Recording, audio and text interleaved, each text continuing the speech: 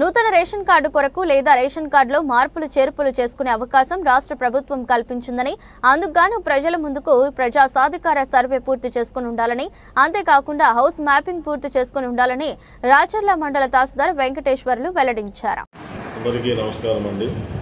రాచర్ల మండలంలో ఇప్పుడు ప్రభుత్వం వారు ఎవరికైతే రేషన్ కార్డులు లేవో వాళ్ళందరూ కూడా తీసుకోవచ్చు అని చెప్పేసి మనకి చెప్పడం జరిగినది. అందులో ఫస్ట్ పాయింట్ కొత్తగా బియ్యం కార్డు అంటే ఇంతవరకు కూడా అతనికి బియ్యం కార్డు అనేది లేకుండా ఉన్నవాళ్ళు కంపల్సరీగా చేసుకోవాలి. అలాగే వాళ్ళు ప్రజా సాధికార సర్వేలో హౌస్ హోల్డ్ మ్యాప్లో కూడా కంపల్సరీగా మ్యాపింగ్ అనేది చేసుకోవాలండి.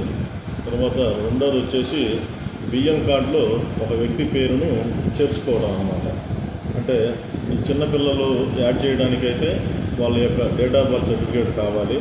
పెళ్ళి అయిన అమ్మాయికి అయితే వారి యొక్క మ్యారేజ్ సర్టిఫికేట్ అనేది లేదా ఆధార్ కార్డు అనేది మరియు వారి యొక్క భర్త పేరు ఉండేటట్టుగా ఒక ఐడెంటిటీ కార్డు అనేది చేయించుకోవాలండి.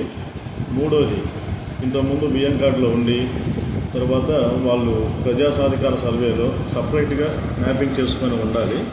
అలా ఉన్నప్పుడు మనం బియ్యం కార్డు అనేది సపరేట్ చేయడం జరుగుతుంది. అట్లాగే నాలుగోది బియ్యం కార్డులో ఒక వ్యక్తి చనిపోయినాడు అనుకోండి, ఆ చనిపోయిన వ్యక్తిని కూడా మనం రేషన్ కార్డులో నుంచి తొలగించుకోవచ్చు. తర్వాత ఇంకొకటి అండి, ఇప్పుడు గతంలో ఆధారు కనెక్ట్ చేసుకొని ఉంటారు రేషన్ కార్డుకి, అది కనుక ఇప్పుడు తప్పుగా ఉంటే ఆ కరెక్షన్ కూడా మనము చేంజ్ చేసుకోవచ్చు. అలాగే ఇంతకుముందు రేషన్ కార్డులో ఆధార్ అనేది అడ్రస్ అనేది తప్పుగా ఉంటుంది, ఆ అడ్రస్ కూడా ఇప్పుడు మళ్ళీ సపరేట్గా చేసుకోవచ్చండి.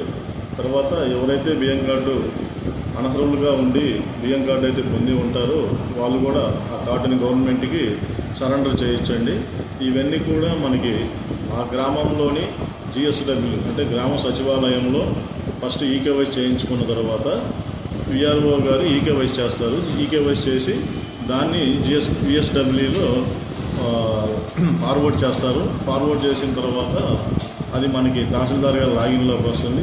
తహసీల్దార్ గారు మళ్ళీ ఒకసారి వెరిఫై చేసుకొని వాళ్ళకి రేషన్ కార్డు మంజూరు చేస్తారు.